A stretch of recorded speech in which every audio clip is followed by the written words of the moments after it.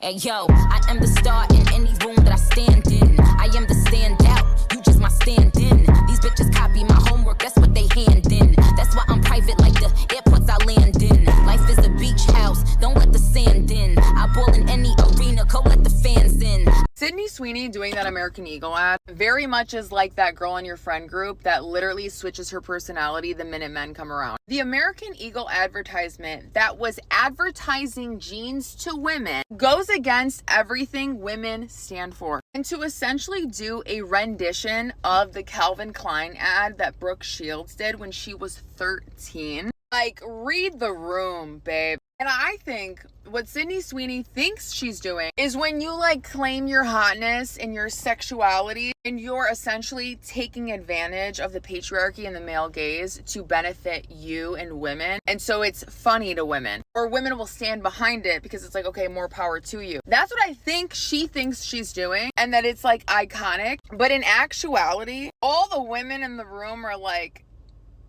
and it's just like she's giggling because men are giggling. Like the way that I see the situation is like you have a girlfriend that's like your friend and friends with other women in the group, right? And then 10 men walk into the room and she makes a disgusting joke about women and the men laugh. And all the women in the room are just like, you know? Because by her playing into it the way that she is and men liking it, and her doing it because she knows men will like it, because she's gonna get paid for it, is just a cute little friendly reminder of like where we're at. Distasteful is what it is. It's quite literally distasteful. What's up, y'all? I hope all is well. So in this video, I want to discuss something I've wanted to make a video about for a very long time. And I mean, I've always kind of touched on it in a bunch of different videos, but this time I really want to get into the weeds of it. So we'll be talking about the intersection between pick-meism and race, and why pick-me's to me tend to come off very race focused, and they tend to be you tend to see with a lot of these like racial supremacy movements, whether it be from white people or black people, the women that get propped up are pick-me's. You're not seeing pro-black feminists being propped up in, black spaces. You know what I mean? You're seeing 𝙎𝙲𝙖𝙧𝙚, I mean, even if you look at the conservative movements, and a lot of these men's wives and stuff, and it's like, I mean, I don't blame women for men's crimes, but that says something about you, that so many of these men have been accused of and literally convicted of raping and actually assaulting women, and their wives just stay by them. They don't divorce them or anything. And yeah, it's a generational aspect to that, but we know a lot of older women do have the mindset of, oh, she's probably lying on my husband, or it's just about money, or I'm just here for the money, so I don't really care, whatever it is. So with all of these male racial dominant movements, there's always, even with religion and how that intersects with like different racial churches and things like that, all of it connects back to upholding patriarchy and upholding men. And that's why I always point out that we live in a racialized patriarchy, because I feel like that's a huge part of this conversation that's intentionally always left out. And the reason why black people specifically leave it out is because that narrative doesn't benefit them and doesn't make them look good, but it does make it look good to put out a whole bunch of delusional narratives that white men are so threatened by them sleeping with white girls and all this type of stuff, like stuff that really can't be substantiated. Like you have a whole Latin America to show you that that's not that's not a threat to white people at all, but black people are still in the United States saying that. But anyway, so yeah, I think it's important to point out that we live in a racialized patriarchy in the United States, and other cultures have different types of patriarchy, but that's personally what we have. That's why white men are considered to be at the top of the food chain, and then although white women do get oppressed because of being women and because of misogyny, but they do benefit from the racialized system, because they're attached to white men in a way that other women don't.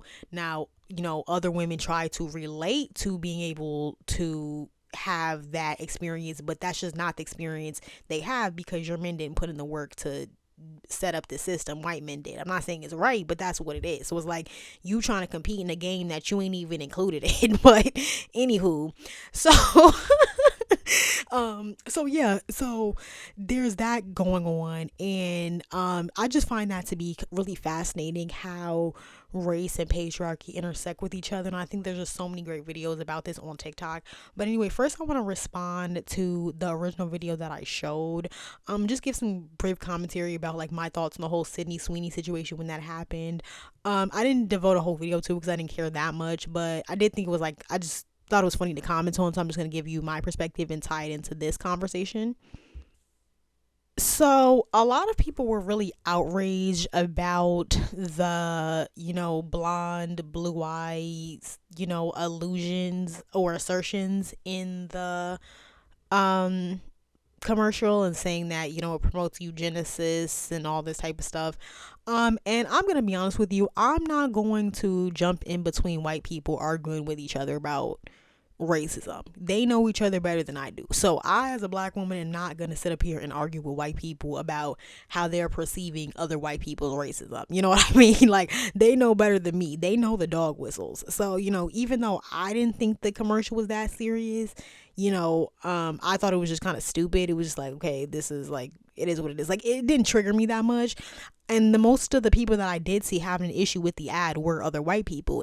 And honestly, I think that the reason why other white people had such an issue with the ad is because they know what the dog whistles and who the dog whistles that commercial was for was calling for, essentially.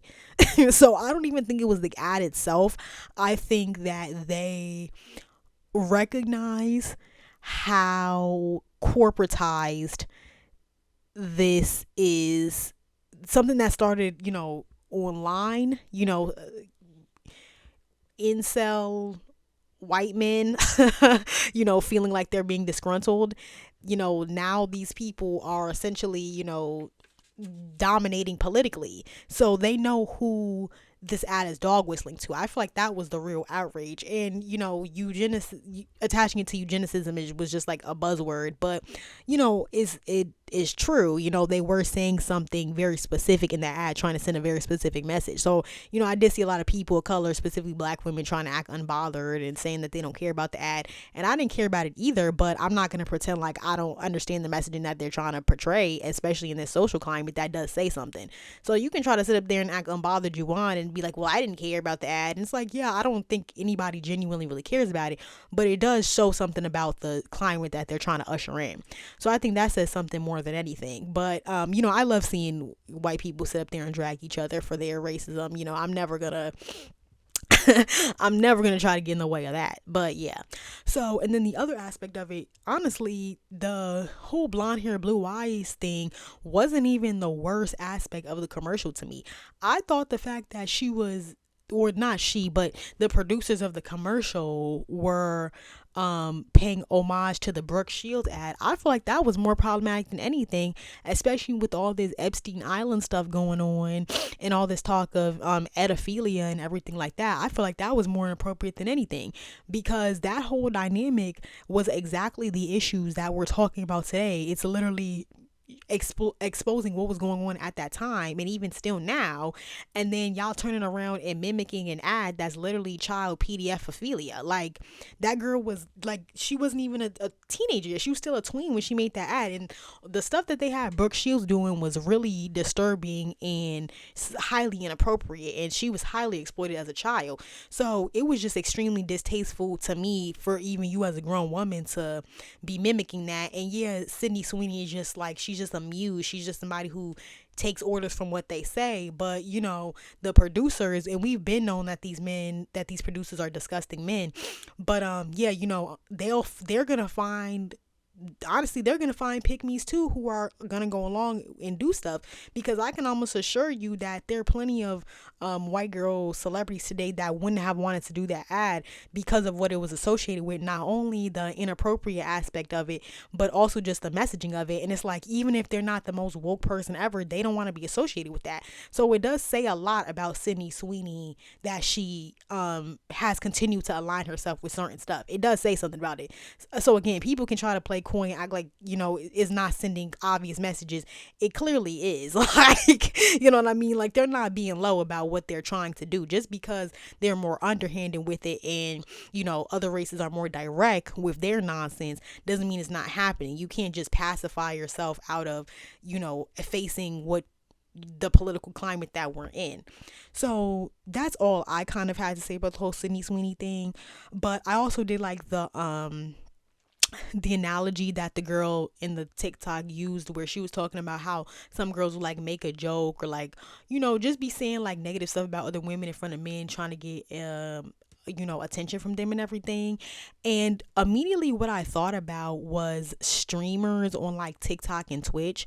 Like, think about even like platforms like that. Like, the only girls you will see in those spaces are pick-me's. You will never see any self-actualized strong, confident girl in those spaces, because we don't want to deal with that. Not only do we not feel comfortable in those environments with those men, but we're not going to show out and act like a bird and act mad corny on camera just for a little bit of attention. Like, who's doing that? Chicken arm streamers, like, bitches be going out bad. Like, but yeah, it's all that pick me stuff. And when you need attention, it doesn't matter how beautiful you are. If you're not self-actualized, no amount of compliments or BBLs is gonna fill up your empty cup. If you just don't feel good about yourself, and you're gonna be forever out here looking goofy as hell, doing stuff for attention or just for a bag, and nobody respects you. You could be beautiful all day, and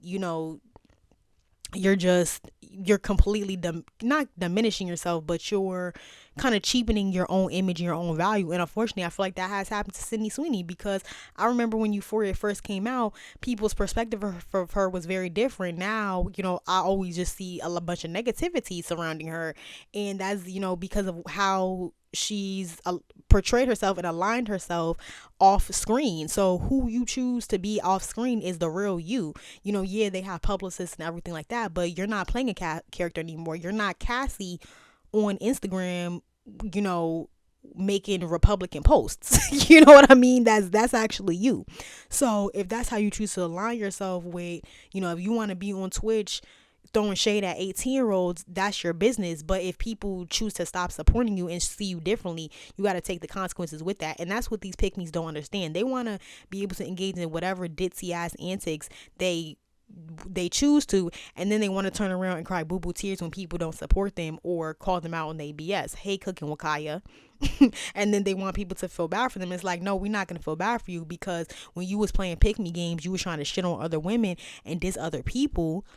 And your supporters clearly don't understand that, because they think it's hater shit when people don't support them. And it's like, no, you don't get to try to shit on other women or play little funny pick me games and then feel entitled to other women's support. That's not how life works. And it's the same thing with Sydney Sweeney. Ain't nobody hating on that girl. People just don't like how she moves, because people are clocking what type of person she actually is. So yeah. I would also appreciate if you like the video and subscribe to the channel if you are not already and the content resonates with you. Welcome. As well as making sure you hit the bell for notifications so you'll be informed every time I upload a new video or go live. I'd also encourage you to check out my Patreon, where you can access old and exclusive content, as well as having early access to new uploads. That will be linked in the description box below. And just to be clear, somebody that I consider a pick-me is somebody who tries to pedestalize themselves over other women by contrasting themselves based on misogynistic or patriarchal standards, because it's a projection of their own internalized misogyny. So they have the idea that other women's value is tied to male attitudes, appreciation, or preferences. So you're probably thinking, Ishtar, what does Sydney Sweeney's antics have to do with race and the pick-me mentality? Well, I'll explain it to you. We have seen that, like I said, you see that a lot of women who have a male identified mentality tend to be upheld in a lot of these racial spaces. So it's kind of on brand for Sydney Sweeney to have promoted herself as kind of, more male identified, and now she's in an ad, associating good genes with her genes that are blonde and blue eyes. And as a light-skinned black woman, we know that we are constantly hit up over the head and being told to apologize for being born light skinned, even though that was out of our control, because there's this narrative that because of how we look, we benefit in this society. So it's very interesting that you have Sydney Sweeney here, who is on a national platform saying that she has good genes for having blonde hair and blue eyes, but you have light-skinned black women who have brown to tan skin, kinky hair, and generally dark eyes. We're being told that we have privilege in the society and that we need to be internally apologetic. So yeah, it's just very interesting. So I'm making the point is that this society, the dominant nations in this society in the last 100 years have nonstop pushed the idea that blonde hair and blue eyes in humans in general, man or woman, is superior. I mean, people have literally been exterminated behind this narrative. So although I didn't think the ad was that big of a deal, I understand why a lot of white people saw this ad for what it was and saw how dangerous, even borderlining on this rhetoric is. It really is a problem. So I'm just connecting it to where Sydney Sweeney has already kind of promoted herself as being male identified and, kind of playing into that like kind of pick me trope. So, it's like I said, it's pretty much on brand for her to be pushing this whole blonde hair, blue eyes idea.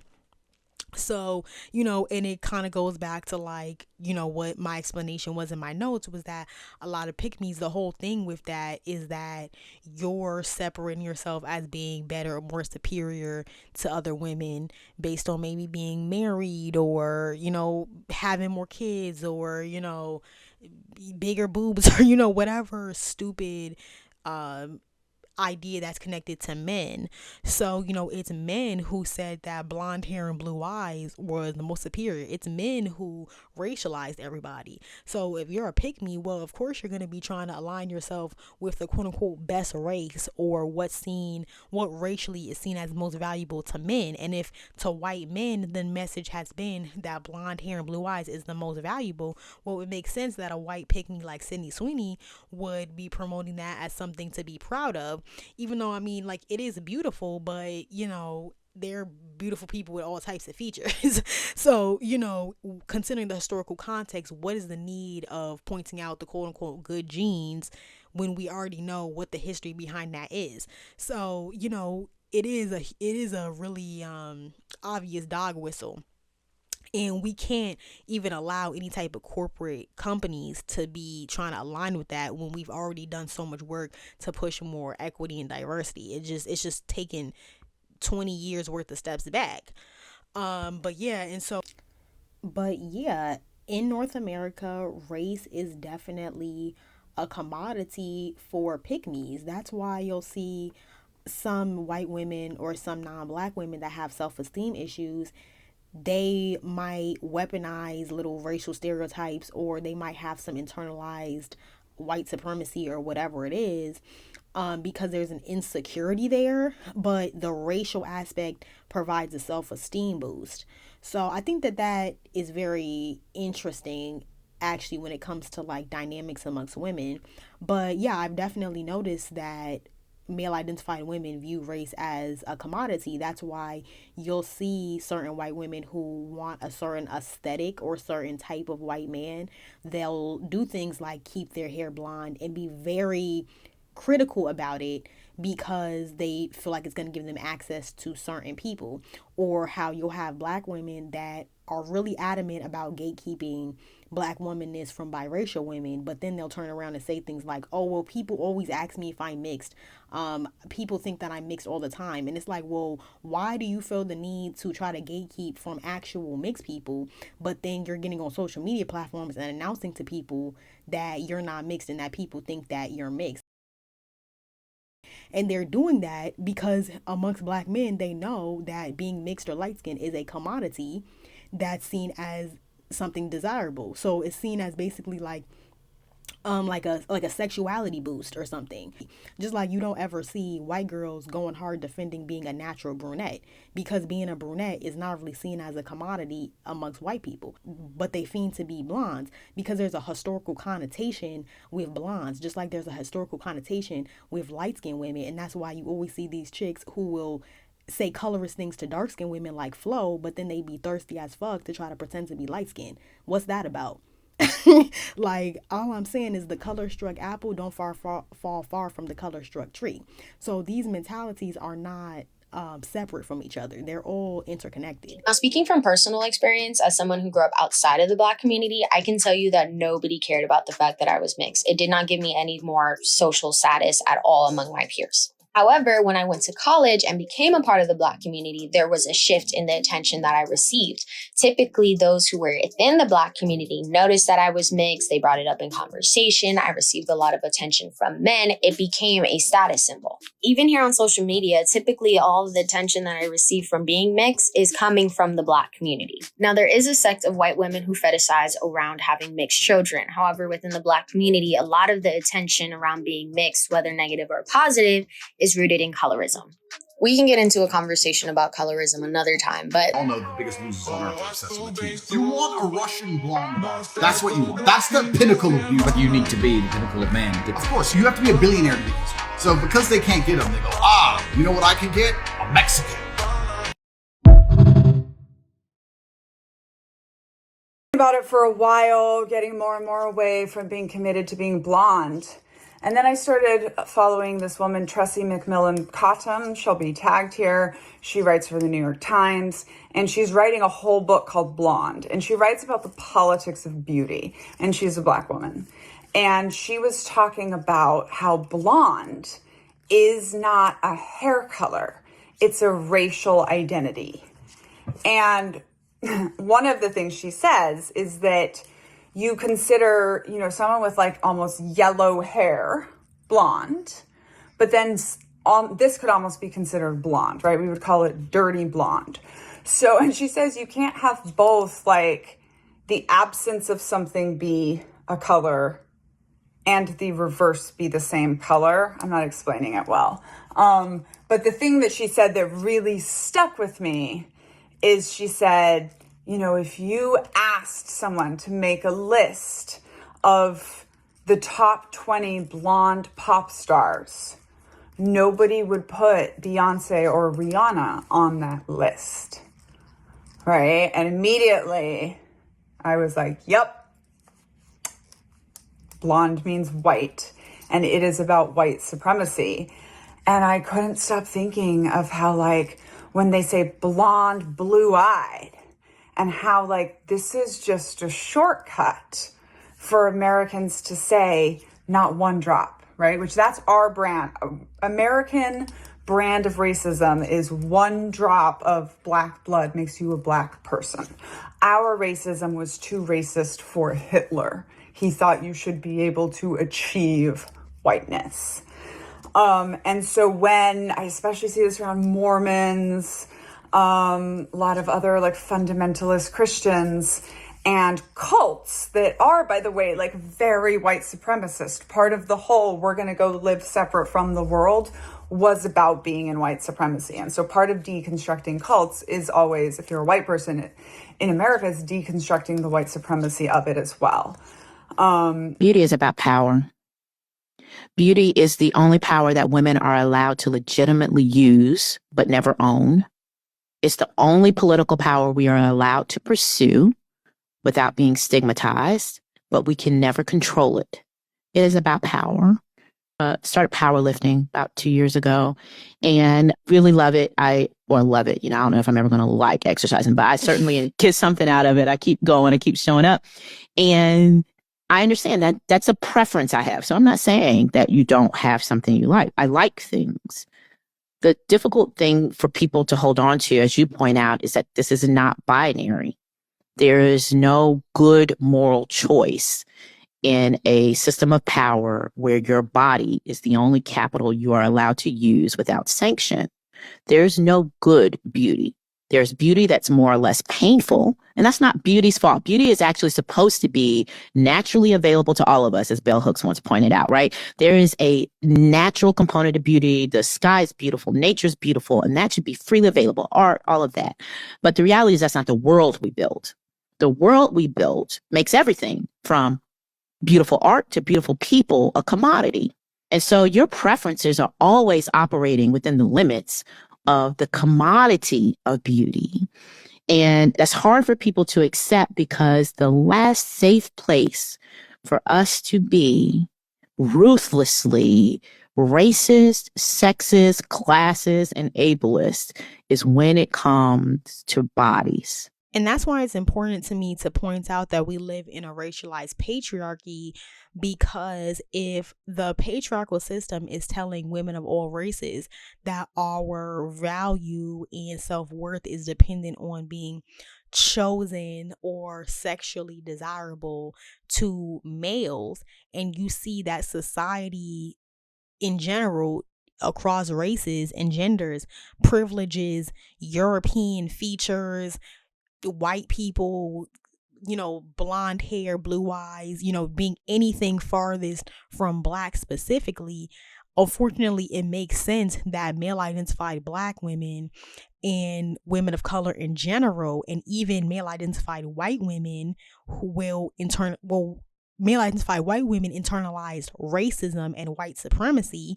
And you see that they're aligning with a lot of these disgusting men that are in power, bringing fascism into our country now. You see a lot of them have, again, these pick-me wives who excuse a lot of their disgusting misogynistic behavior because they might feel like they're being benefited, or they have a mentality where, well, as long as I'm being taken care of, I don't care. And I've noticed, I'm just going to be honest with you, a lot of white women have that mentality more so. They don't really care how the man is treating other people or what he thinks about other women and humans, as long as they are being taken care of, even if the man is knocking their head between the washer and dryer, every other day but Sunday. Like, it is unfortunate. And, when it comes to these racist white supremacist males, the first people who get their wrath are the women and children.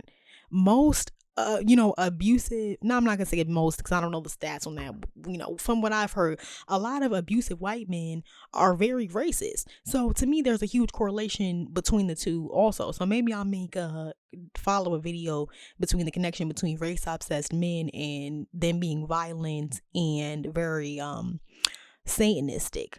But because I do think that racialization makes men very hateful and violent.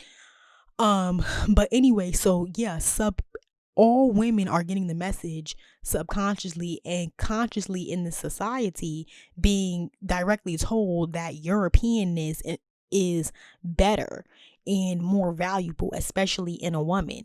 So if you're already living in a society that devalues women already, and then you're a male identified woman of color, it makes sense that you're going to subconsciously adapt or promote ideas trying to proximate yourself to that group and trying to find, as y'all love to say, proximity to whiteness. And I think that proximity to whiteness, when I think about proximity to whiteness, I think of something like, I'm going to be honest with you, I think of East Asians. Like, East Asians to me are the only group of people who have like proximity to whiteness. Like, that's what I think of when I think of proximity to whiteness. I don't think of a light-skinned black person. Like, I don't think of a biracial. You know what I mean? Like, so that's just my interpretation. But when it comes to within black society, what people associate with proximity to whiteness is, I'm highly admixed, or I have loose hair, or I have light eyes, or something like that. So a lot of Black women see that as something valuable.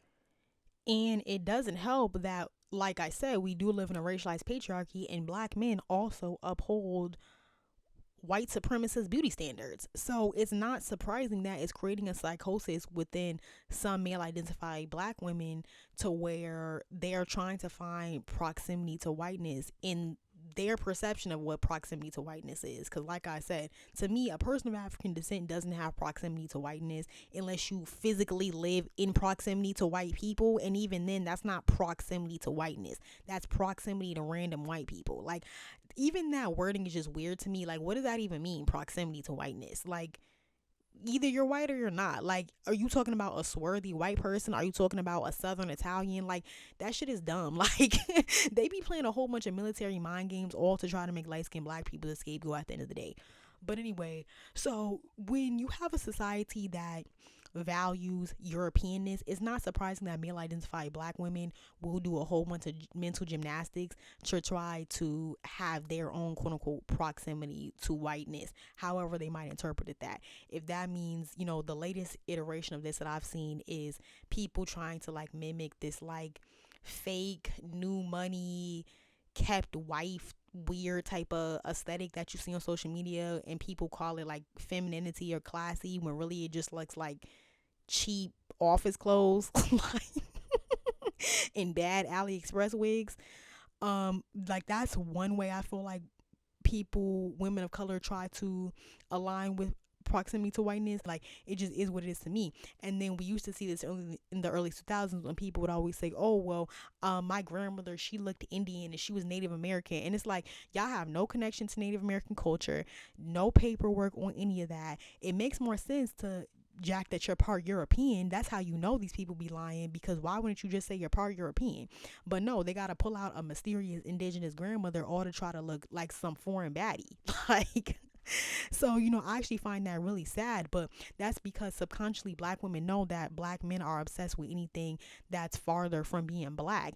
And they'll even, if they don't have the option to be or to uplift a non-Black person or a straight up white person, then they'll try to triangulate Black women based off of hair texture or skin tone or ethnicity and things like that. And so it's just created this like huge like internal identity self-image schism within Black women, because Black women also attach a lot of their identity to Black men. So honestly, that's where a lot of Black women have went wrong, because of course you're gonna feel down about being a Black woman of any skin tone when your value is connected to Black males. That's why I'm saying stop.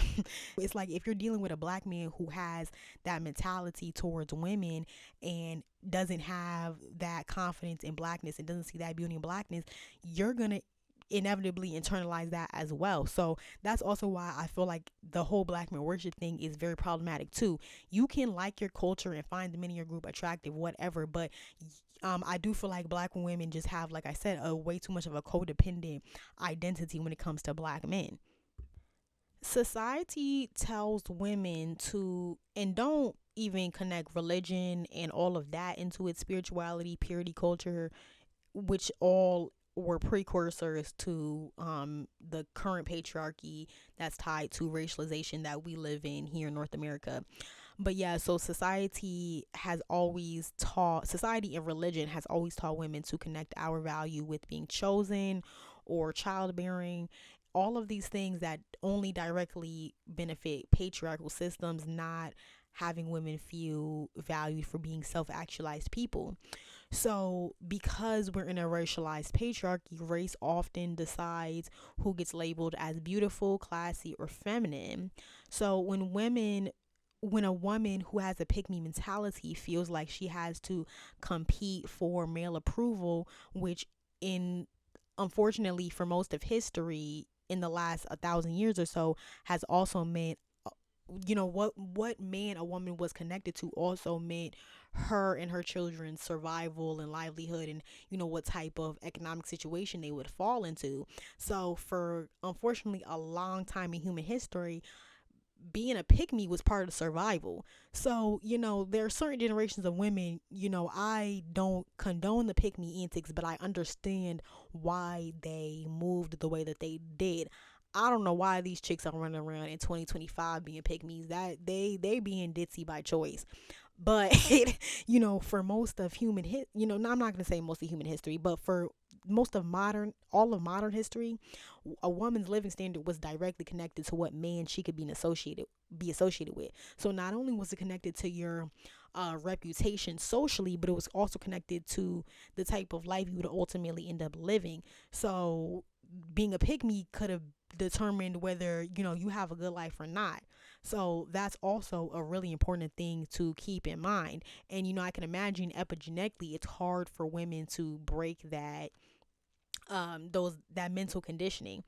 And so basically, when a woman has a pick me mentality and she's too male identified, she will probably lean into the racialization stuff, and try to associate herself with being more desirable by maybe playing up things like mixedness, or trying to find adjacents to light skinnedness, or trying to show that they're other from the other women in their racial group. And this is just completely exacerbated with black women, because black women are all already put down so much socially that even within our group there are so many internal squabbles between the married women and unmarried women, child free, older women and younger women, light skin, dark skin, monoracial, mixed, with so many different layers and ways that women try to divide ourselves up with, or try to seem better or less chosen, or more chosen, or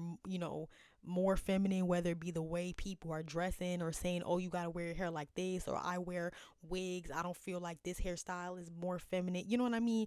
All the femininity Olympics and a lot of that, it comes from that need to try to stand out or kind of peacock in a way. And the whole racial thing, or the skin tone thing, hair texture thing, that's only a small aspect of that, and it's just the most obvious way that we see that playing out. And it might not always be subconscious devaluing of other women, or conscious competition coming from the part of the pick me or the male identified women, because I would actually argue, I think pick me's are a little bit more socially conscious that they're being pick me's, but I think male identified women are a little bit more aloof, because the male identification is so deeply ingrained in our culture. It's almost a given. I mean, even I have to catch myself saying and thinking different things, and I'm like, wait, why am I saying that, or why is that my mentality, or why did I jump to that conclusion? You know what I mean? So even I'm not perfect. Even I have to constantly reevaluate my thoughts, even though I'm a feminist and been into this stuff for a very long time. It's just, unfortunately, it's ingrained in you just based off the nature of the society and culture, and every generation just got to do better. But yeah, I don't think that every pick me or every male identified woman is specifically hateful or really genuinely wishes bad on other women. And maybe I'm giving them too much credit. I mean, some of them I do think are evil and are just selfish, and they won't even protect their own children because they're so thirsty for the D. But some of them I do think they're unfortunately a product of their society, and they just need to be educated out of that mentality and have more confidence. So I think that a lot of pick me's and male identified women can be rehabilitated. Some of them cannot be. Some of them really need to just be thrown away. But some of them can be helped. But yeah, also a lot of this comes from insecurity and survival, like I talked about earlier.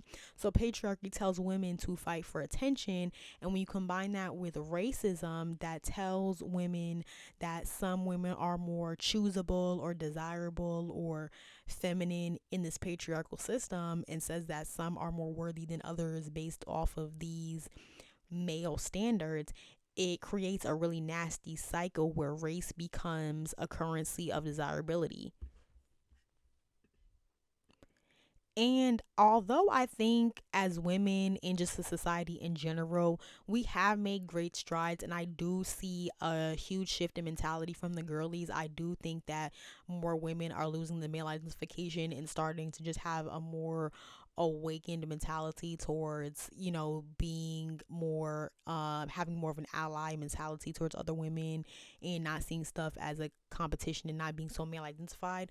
But of course, you do still always have those regressive people who are always trying to drag us back to the early 90s, like Sydney Sweeney trying to be on some 90210 shit, like, you know, with all some, you know, blonde supremacy stuff. And I've always said I think blonde blue eyes are beautiful, but I'm not going to pretend like I don't remember how stuff used to be in the past when that was the only, not the only thing you saw, but it was, I remember how it felt being a child of color at that time when it was still very much so still dominated with a white person who looks a very specific way, and you just were not seen, and your quote unquote representation was a brunette who really just looked like a spicy white girl. Like, you know what I mean?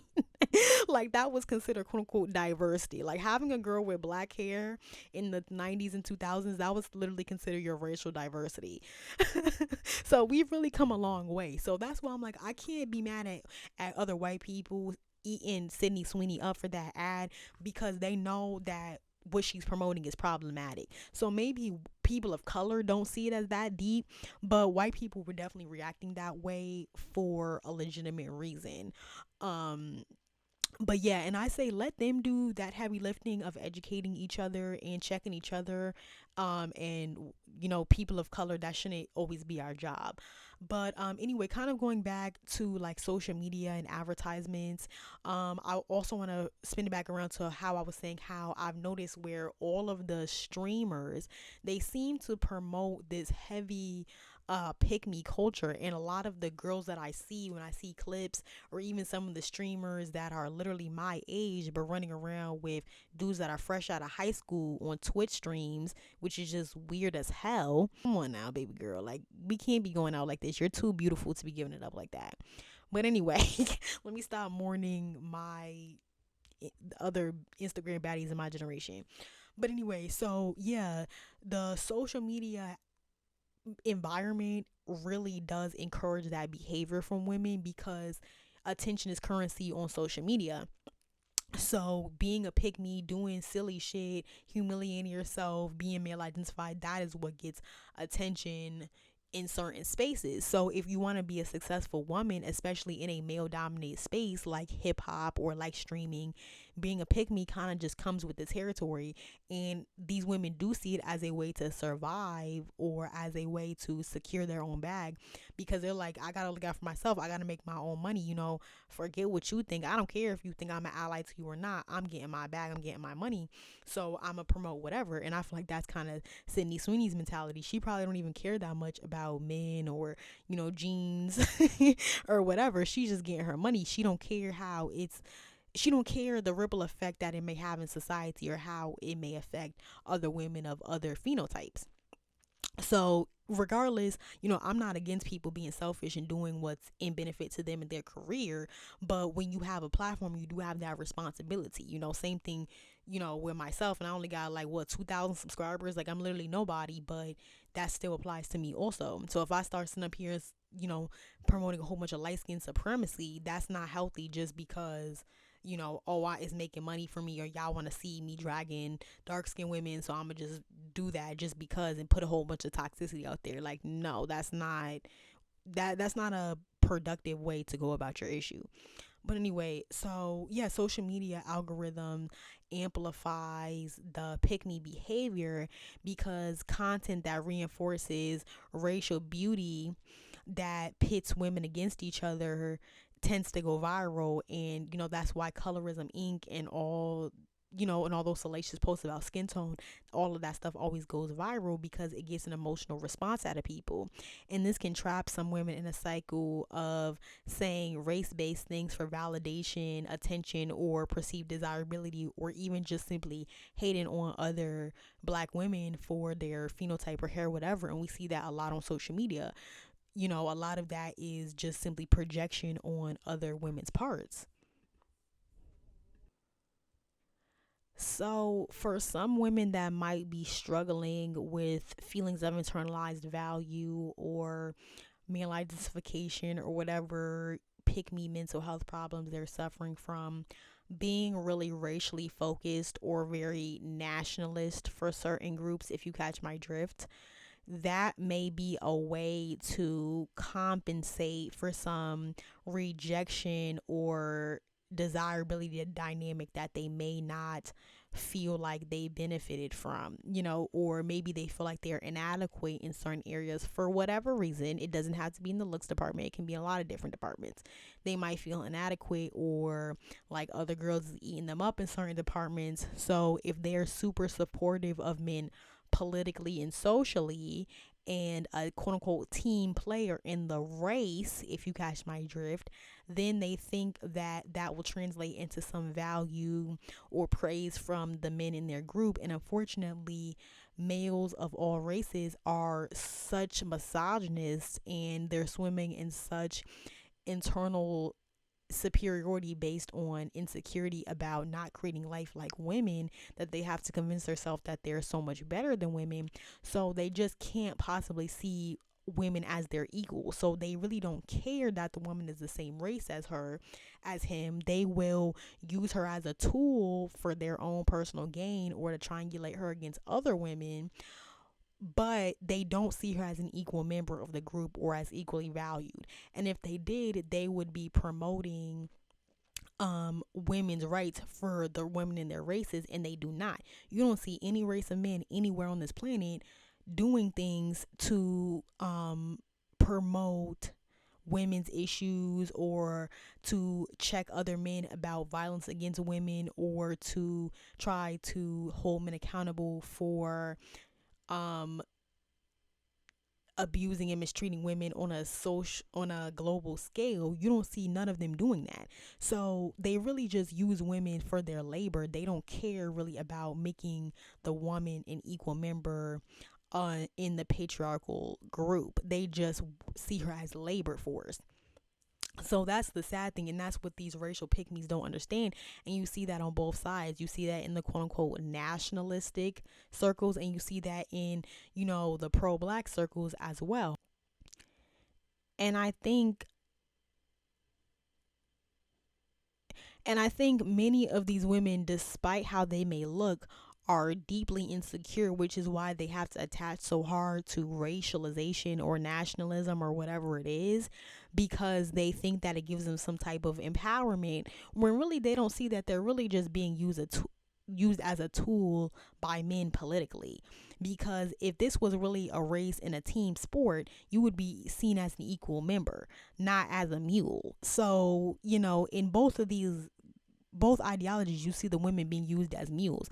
You see it in the current fascistic administration now, that they're using the conservative women as mules, and you see it in other pro-black spaces where they use the women as mules, don't even choose them, date them or nothing, be leaving everybody baby mamas, but then they sit around talking about preferences and trying to, triangulate the women against each other, trying to say that women are better for being married even though they don't marry nobody. So it's like these men are highly manipulative. They dehumanize women, don't care about women's mental health at all, but women will still engage in these pick-me games and try to use race to get one up on other women, or try to at least be, the head bitch in charge in their race to feel better about themselves, other than just uplifting their whole group and then trying to get confidence from there. They rather try to shit on other women, and then they end up looking dumb in the end because everybody's saying that that's really not as beneficial as it was promoted to be. So yeah, anyway, this video touched on a lot of different elements that I've been wanting to discuss, but get in the comment section and let me know what you thought about this topic. What was your perspective on the Sydney Sweeney ad situation, and what is your perspective on the way that racialization is used within patriarchy? Thanks for the support. Peace.